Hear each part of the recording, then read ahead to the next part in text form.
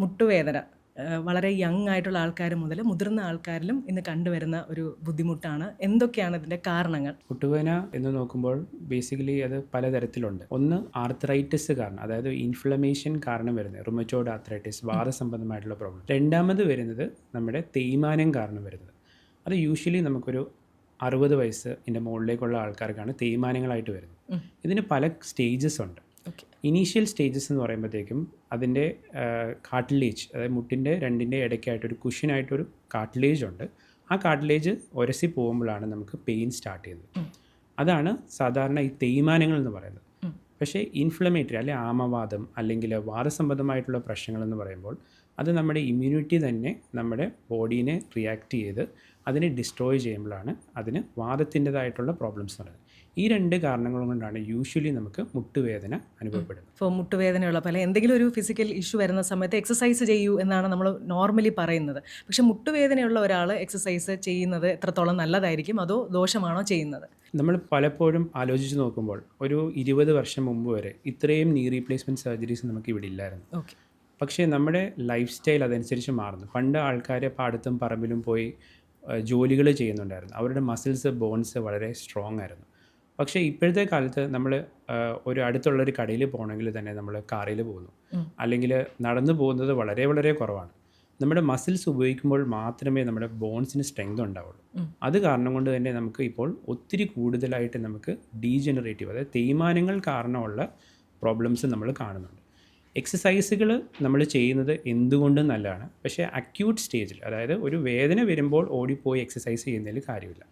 ആ ഇൻഫ്ലമേഷൻ കുറച്ച് മെഡിസിൻസ് എടുത്ത് അതിനുശേഷം എക്സസൈസുകൾ ചെയ്യുമ്പോൾ നല്ലൊരു വ്യത്യാസം വരും. ട്രെഡ്മിൽ യൂസ് ചെയ്യുന്ന ഒരുപാട് പേരുണ്ട് ജിമ്മിൽ, ചിലപ്പോൾ വീട്ടിലൊക്കെ വാങ്ങി വെച്ച് ഉപയോഗിക്കുന്നവർ. ഇത് തേയ്മാനം വരാനുള്ള സാധ്യത കൂട്ടുന്നുണ്ടോ? അതെ, എന്തൊരു സാധനവും നമ്മൾ യൂസ് ചെയ്യുമ്പോൾ അതിൻ്റെ രീതിക്ക് യൂസ് ചെയ്യണം. അതായത് നമ്മളിപ്പോൾ ചെരുപ്പ് ഉപയോഗിച്ചുകൊണ്ട് ട്രെഡ്മില്ലിൽ ഓടിയിൽ കഴിഞ്ഞ് കഴിഞ്ഞാൽ അതിന് ബുദ്ധിമുട്ടുണ്ടാകും, നീക്ക് സ്ട്രെയിൻ ഉണ്ടാവും. അതിനുവേണ്ടിയുള്ള സ്പെഷ്യലായിട്ടുള്ള റണ്ണിങ് ഷൂസ് ഉപയോഗിച്ചുകൊണ്ട് ട്രെഡ്മില്ല് യൂസ് ചെയ്യുവാണെങ്കിൽ നല്ലതായിരിക്കും. പലതരത്തിലുള്ള ട്രെഡ്മില്ലുണ്ട്. നമുക്കൊരു റഫ്ലി ഒരു 6000 റുപ്പീസ് തൊട്ട് ഒരു 20,000 റുപ്പീസ് വരെയുള്ള ട്രെഡ്മില്ല് കിട്ടും. ചില ട്രെഡ്മില്ലിൽ വാക്കിംഗ് മാത്രമേ പാടുള്ളൂ. ആ ട്രെഡ്മില്ലിൽ നമ്മൾ ജോഗിങ് പോയി കഴിഞ്ഞാൽ മുട്ടിന് ബുദ്ധിമുട്ടുണ്ടാകും. പക്ഷേ റണ്ണിങ് ട്രെഡ്മിൽസ് ആണെങ്കിൽ അതിൻ്റേതായിട്ടുള്ള ഷോക്ക് അബ്സോർബർ ഉണ്ട്. മുട്ടിലേക്ക് അത്രയും അതിൻ്റെ ആ പ്രഷർ വരത്തില്ല, മുട്ടിന് കുഴപ്പമുണ്ടാവില്ല. ട്രെഡ്മിൽ ഉപയോഗിക്കുന്നത് എന്തുകൊണ്ടും നല്ലതാണ്. ആർത്രൈറ്റിസ് കാരണം വരുന്ന മുട്ടുവേദനയും ഈ തേയ്മാനം കാരണം വരുന്ന മുട്ടുവേദനയും രണ്ടും രണ്ടായിരിക്കുമോ? ഡോക്ടറിനെ കാണുമ്പോൾ തന്നെ മനസ്സിലാവുക, അതോ കണ്ടീഷൻസ് പറയുമ്പോൾ മനസ്സിലാക്കാൻ സാധിക്കാറുണ്ടോ? എങ്ങനെയാണ് നമ്മൾ മനസ്സിലാക്കേണ്ടത്?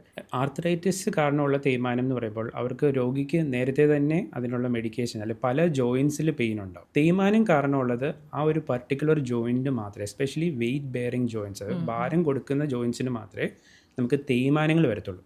യൂഷ്വലി നമ്മുടെ ഷോൾഡർ ജോയിൻറ്റ്, എൽബോ ജോയിൻറ്റ് അല്ലെങ്കിൽ ഹാൻഡിൻ്റെ ജോയിൻറ്റ്, ഇതിൽ തേയ്മാനങ്ങൾ വരും, പക്ഷെ അത്രയും കോമൺ ആയിട്ട് വരത്തില്ല. മുട്ടിൻ്റെ ജോയിൻ്റ് ആണ് ഏറ്റവും കൂടുതൽ നമ്മൾ തേയ്മാനങ്ങളായിട്ട് നമുക്ക് കാണുന്നത്. ആർത്രൈറ്റിസ് വരുമ്പോൾ പല ജോയിൻസിലും മാറി മാറിയാണ് വേദനകൾ വരുന്നത്. ഇപ്പോൾ സ്റ്റെപ്പ് കയറുന്നതും ഇറങ്ങുന്നതും ഏറ്റവും കുറച്ച് പാടായിട്ടുള്ള അല്ലെങ്കിൽ ബുദ്ധിമുട്ട് കൂടുതൽ ഇതിലേതിലാണ്?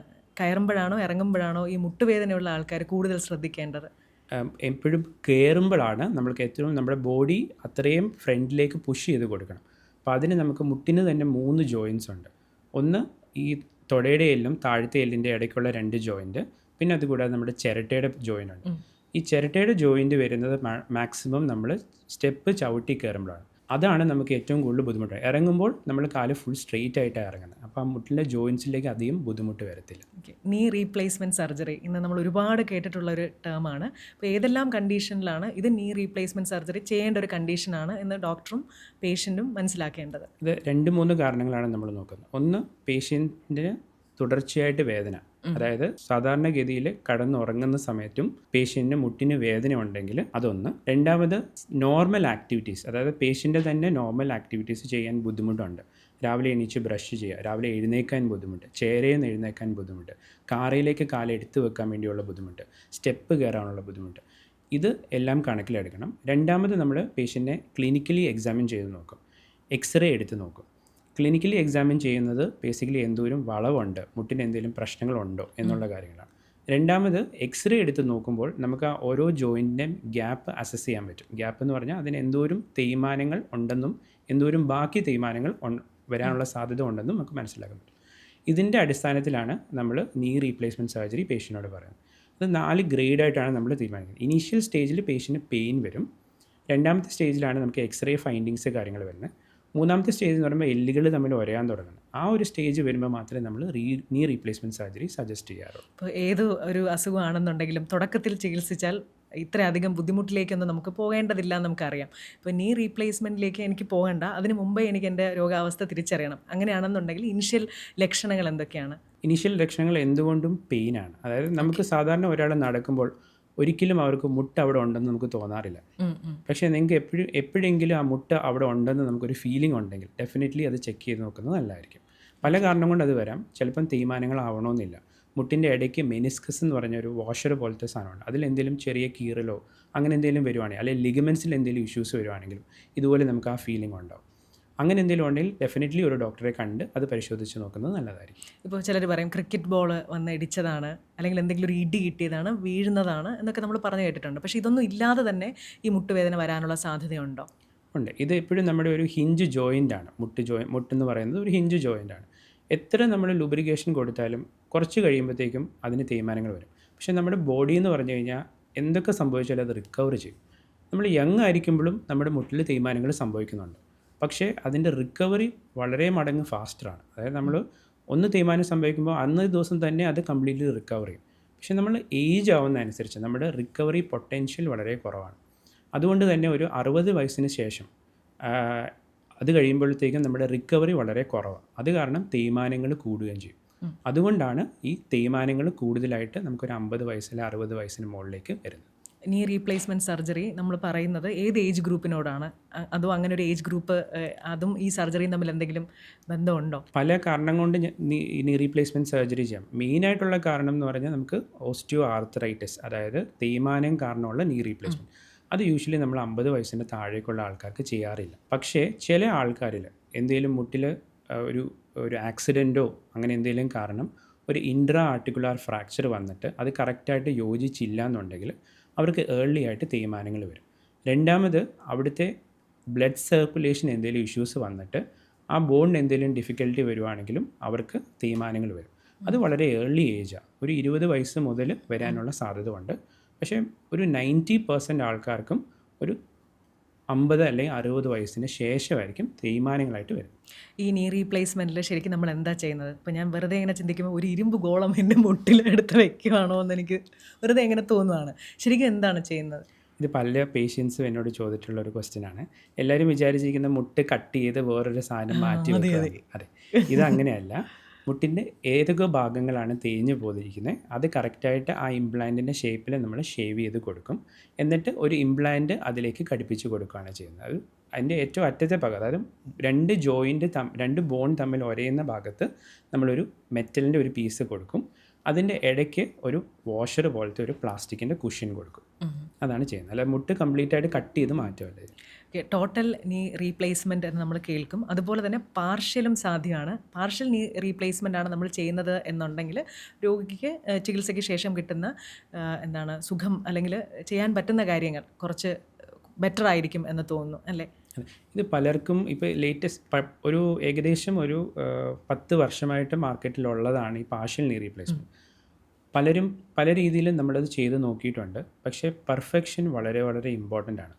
ഇപ്പോഴത്തെ ഈ ലേറ്റസ്റ്റ് ആയിട്ടുള്ള ടെക്നോളജീസ് വന്നപ്പോഴാണ് നമുക്ക് ഈ പാർഷ്യൽ റീപ്ലേസ്മെൻ്റ് ഒരു ഗുണം വന്നിരിക്കുന്നത്. പാർഷ്യൽ റീപ്ലേസ്മെൻ്റ് എന്ന് പറഞ്ഞാൽ സാധാരണ ഒരു രോഗിക്ക് തേയ്മാനം കാരണം ഒരു സൈഡിൽ മാത്രമേ ഇഷ്യൂസ് വരാറുള്ളൂ. പക്ഷേ നമ്മൾ ടോട്ടൽ റീപ്ലേസ്മെൻറ്റ് ചെയ്യുമ്പോൾ 2 സൈഡും നമ്മൾ കംപ്ലീറ്റ് ആയിട്ട് മാറ്റി കൊടുക്കുകയാണ് ചെയ്യുന്നത്. പക്ഷേ ഒരു 70% ഒരു 25% ആൾക്കാർക്കും നമുക്ക് ഫുൾ റീപ്ലേസ്മെൻ്റ് ആവശ്യകത വരുന്നില്ല. അങ്ങനെയുള്ള ആൾക്കാർക്ക് തേഞ്ഞു പോയ ഭാഗം മാത്രം മാറ്റി വെക്കാൻ വേണ്ടിയുള്ള ഓപ്ഷൻസ് ഉണ്ട് ഇപ്പം. അതിനാണ് പാർഷ്യൽ നീ റീപ്ലേസ്മെൻ്റ് എന്ന് പറയുന്നത്. ഇതിൻ്റെ ഒരു ഗുണം എന്ന് പറഞ്ഞു കഴിഞ്ഞാൽ നമ്മുടെ ലിഗമെൻറ്റ്സ്, നമ്മുടെ വേറെ പേശികൾ ഇതിലൊന്നും നമ്മൾ ചേഞ്ച് ചെയ്യുന്നില്ല. തേഞ്ഞു പോയ എല്ലുകൾ മാത്രം മാറ്റി വെച്ച് കൊടുക്കും. അപ്പോൾ അങ്ങനെ ഒരാൾക്ക് നമ്മൾ സാധാരണ ഒരാൾ എന്തൊക്കെ ചെയ്യുന്നു അതെല്ലാം ചെയ്യാൻ പറ്റും. എക്സാമ്പിൾ പറയുകയാണെങ്കിൽ നിലത്ത് കുത്തിയിരിക്കാൻ പറ്റും, ചമ്രം പടിഞ്ഞിരിക്കാൻ പറ്റും, എല്ലാ കാര്യങ്ങളും നമുക്ക് ചെയ്യാൻ പറ്റും. സ്റ്റെപ്പ് കയറുന്നതിനൊന്നും കുഴപ്പമില്ല. അതിൻ്റെ റിക്കവറി എന്ന് പറയുന്നതും വളരെ വളരെ ഫാസ്റ്റ് ആയിരിക്കും. റോബോട്ടിക് നീ റീപ്ലേസ്മെൻറ്റ് സർജറി, ഇവിടെ റോബോട്ട് എന്താണ് ചെയ്യുന്നത്? റോബോട്ടിൻ്റെ ഇഷ്ടത്തിനനുസരിച്ച് പ്രവർത്തിക്കുകയാണോ അതോ ഒരു സർജൻ്റെ നിയന്ത്രണത്തിലാണോ ചികിത്സ നടക്കുന്നത്? എങ്ങനെയാണ് ആ സർജറി മുന്നോട്ട് പോകുന്നത്? റോബോട്ടിക് റീപ്ലേസ്മെൻറ്റ് എന്ന് പറയുന്നതിന് മുമ്പായിട്ട് നമ്മൾ സാധാരണ കൺവെൻഷണൽ റീപ്ലേസ്മെൻറ്റ് ചെയ്യുമ്പോൾ ഞാൻ പറഞ്ഞ പോലെ ഈ ഓരോ സർഫസും നമ്മൾ അത് മിനുക്സപ്പെടുത്തിയിട്ട് തേഞ്ഞു പോയ ഭാഗങ്ങൾ മാറ്റിയിട്ട് ഇംപ്ലാന്റ് വെച്ച് കൊടുക്കുക ചെയ്യുന്നത്. നമ്മുടെ കാലെന്ന് പറയുമ്പോഴത്തേക്കും അതിന് അലൈൻമെൻറ്റ് വളരെ ഇമ്പോർട്ടൻ്റ്. ജസ്റ്റ് ലൈക്ക് ഒരു വണ്ടിയുടെ വീലിൻ്റെ അലൈൻമെൻറ്റ്. ഒരു ഭാഗത്തേക്ക് കുറച്ച് കൂടി പോയിട്ടുണ്ടെങ്കിൽ ആ ഭാഗം പെട്ടെന്ന് തേഞ്ഞു പോകും. അപ്പോൾ പെർഫെക്ഷൻ വളരെ വളരെ ഇമ്പോർട്ടൻ്റ്. നമ്മൾ നേരത്തെ ചെയ്തുകൊണ്ടിരുന്ന ഒരു ജിഗ് വെച്ച് നമ്മളുടെ കണ്ണിൻ്റെ ഇത് വെച്ച് നമ്മൾ കട്ട് ചെയ്ത് അതനുസരിച്ച് വെച്ച് കൊടുക്കും. പക്ഷേ നമുക്കിതൊരു കറക്റ്റാണോ നമ്മൾ ചെയ്തിരിക്കുന്നതെന്ന് അറിയാൻ വേണ്ടി പിറ്റേ ദിവസം എക്സ്റേ എടുത്ത് നോക്കുമ്പോഴേ അറിയാൻ പറ്റുള്ളൂ. ഓപ്പറേഷൻ ടേബിളിൽ വെച്ച് അറിയാനുള്ള മാർഗ്ഗങ്ങൾ വളരെ കുറവാണ്. പക്ഷേ റോബോട്ടിക് റീപ്ലേസ്മെൻറ്റ് എന്ന് പറയുമ്പോൾ നമ്മൾ പേഷ്യൻറ്റിനെ ഓപ്പറേറ്റ് ചെയ്യുന്നതിന് മുമ്പായിട്ട് തന്നെ പേഷ്യൻ്റെ മുട്ട് കംപ്ലീറ്റ് ആയിട്ട് നമുക്ക് മെഷീനിലേക്ക് മാപ്പ് ചെയ്ത് കൊടുക്കാൻ പറ്റും. ഈ പേഷ്യൻ്റെ മുട്ട് കംപ്ലീറ്റ് ആയിട്ട് മെഷീനിൽ വന്നു കഴിയുമ്പോൾ എന്തോരം അതിന് വളവുണ്ട്, എത്രമാത്രം നമുക്കത് കറക്റ്റ് ചെയ്യാം, അതെങ്ങനെ കറക്റ്റ് ചെയ്യണം, ഏത് രീതിയിൽ ഇംപ്ലാന്റ് വെക്കണം എന്നുള്ള കംപ്ലീറ്റ് കാര്യങ്ങൾ ഈ ഓപ്പറേഷൻ തുടങ്ങുന്നതിന് മുമ്പായിട്ട് നമുക്ക് അവസാനം വരെ പ്ലാൻ ചെയ്യാൻ പറ്റും.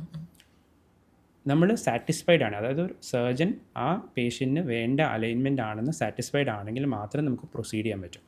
പ്രൊസീഡ് ചെയ്യുമ്പോഴും നമ്മൾ ഈ റോബോട്ട് വന്ന് ചെയ്യില്ല. സാധാരണ സർജിക്കൽ റോബോട്ട് എന്ന് പറയുമ്പോൾ നമുക്ക് റോബോട്ടിക് ആമാണ് വരുന്നത്.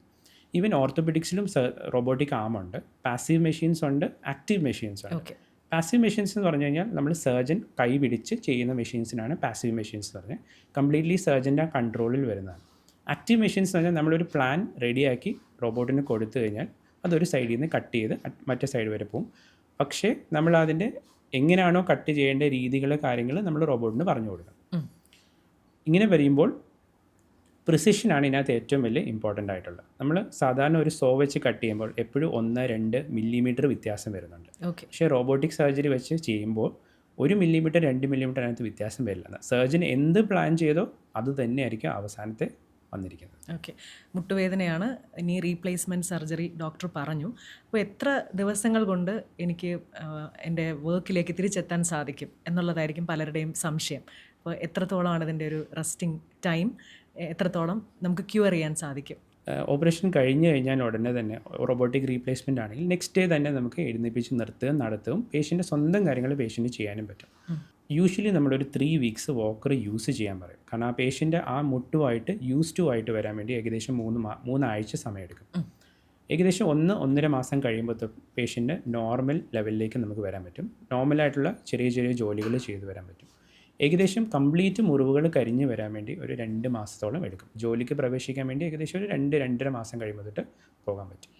ഈ സർജറി പറഞ്ഞു നമ്മൾ കുറച്ച് ലേറ്റാക്കുന്നത് കാരണം കോസ്റ്റിൽ വ്യത്യാസം വരുമോ? എത്രത്തോളമാണ് ഇതിൻ്റെ ഒരു ചികിത്സാ ചെലവ് വരുന്നത് റോബോട്ടിക് നീ റീപ്ലേസ്മെൻറ്റിന്? റോബോട്ടിക് നീ റീപ്ലേസ്മെൻറ്റ് ആസച്ച് നോക്കുകയാണെങ്കിൽ ഇതിൻ്റെ കോസ്റ്റ് എന്ന് പറയുമ്പോൾ സാധാരണക്കാളും വളരെ നോമിനലായിട്ട് കുറച്ച് കൂടുതലായിരിക്കും. വലിയൊരു വ്യത്യാസം ഉണ്ടാവില്ല. പക്ഷേ പേഷ്യൻ്റെ റിട്ടേൺ ബാക്ക് ടു വർക്ക് കാര്യങ്ങൾ നോക്കുന്നുണ്ടെങ്കിൽ ഇതിൻ്റെ കോസ്റ്റ് വളരെ കുറവാണ്. രണ്ടാമത് നമ്മൾ 3 അഡ്വാൻറ്റേജസ് ആണ് ഈ റോബോട്ടിക് റീപ്ലേസ്മെൻറ്റിൽ മെയിനായിട്ട് പറയുന്നത്. ഒന്ന്, ഓപ്പറേഷൻ കഴിഞ്ഞിട്ടുള്ള വേദന അത് ഓൾമോസ്റ്റ് ഒരു 50% കുറവായിരിക്കും. രണ്ടാമത് ഇതിൻ്റെ റിക്കവറി പീരീഡ് വളരെ ഫാസ്റ്റ് ആയിരിക്കും. എന്തുകൊണ്ടാണെന്ന് ചോദിച്ചു കഴിഞ്ഞാൽ പുറത്തെ മുറിവ് ഓൾമോസ്റ്റ് സെയിം ആണെങ്കിലും അകത്തെ മുറിവുകൾ വളരെ വളരെ കുറവായിരിക്കും. ഫോർ എക്സാമ്പിൾ, നമ്മളിപ്പോൾ ഒരു 5 ഡിഗ്രി വളഞ്ഞിരിക്കുന്ന ഒരു കാല് നേരെ ആക്കണമെങ്കിൽ നമ്മൾ സാധാരണ കൺവെൻഷൻ റീപ്ലേസ്മെൻറ്റ് ചെയ്യുമ്പോൾ ചിലപ്പോൾ ഒരു 6 ഡിഗ്രി 7 ഡിഗ്രി നമ്മളത് വലുതാക്കും. പിന്നെ അതിനെ ബാലൻസ് ചെയ്യാൻ വേണ്ടി ഇപ്പുറത്തെ സൈഡിൽ നമ്മൾ പിന്നെയും റിലീസ് ചെയ്യേണ്ടി വരും. ഇതാകുമ്പം 5 ഡിഗ്രി എന്നുള്ളത് നമുക്ക് ബോൺ കട്ട്സിൽ തന്നെ നമുക്ക് ചെയ്യാം. ലിഗമെൻസിലോ അല്ലെങ്കിൽ ടിഷ്യൂസിലോ തൊടുകയോ ചെയ്യേണ്ടി വരത്തില്ല. അതുകൊണ്ട് തന്നെ ഇതിൻ്റെ പെയിനും കുറവാണ്, റിക്കവറിയും ഫാസ്റ്റ്. മൂന്നാമതിൻ്റെ മെയിൻ അഡ്വാൻറ്റേജ് പറയുന്നത്, പണ്ട് കാലങ്ങളിൽ നമ്മളെ പഠിപ്പിച്ചുകൊണ്ടിരുന്ന സമയത്ത് ഓരോ നീ റീപ്ലേസ്മെൻറ്റും മെക്കാനിക്കൽ അലൈൻമെൻറ്റ് എന്ന് പറഞ്ഞൊരു രീതിയിലേക്കാണ് നമ്മൾ ചെയ്തുകൊണ്ടിരുന്നത്. അതായത് എല്ലാവരുടെയും കാല് ഒരേ രീതിയിൽ നമ്മൾ ചെയ്തു കൊടുക്കും. പക്ഷേ നമ്മൾ ഇപ്പോഴത്തെ ലേറ്റസ്റ്റ് കണ്ടുപിടുത്തം അനുസരിച്ച് ഓരോരുത്തരുടെയും മുട്ടും വ്യത്യാസമാണ്, ഓരോരുത്തരുടെ അലൈൻമെൻറ്റും വ്യത്യാസമാണ്. റോബോട്ടിക് റീപ്ലേസ്മെൻറ്റ് ചെയ്യുമ്പോഴത്തേക്കും നമുക്ക് ഓരോരുത്തരുടെ മുട്ട് എങ്ങനെ ഇരിക്കുന്നോ ആ രീതിയിലേക്ക് നമുക്ക് കൊണ്ടുവരാൻ വേണ്ടി പറ്റും. അതാണ് ഇതിൻ്റെ ഏറ്റവും വലിയ അഡ്വാൻറ്റേജ്. നമുക്കൊരു നോർമൽ നീ അല്ല നമ്മുടെ സ്വന്തം മുട്ടിൻ്റെ ഒരു ഫീൽ ഉണ്ടാകും.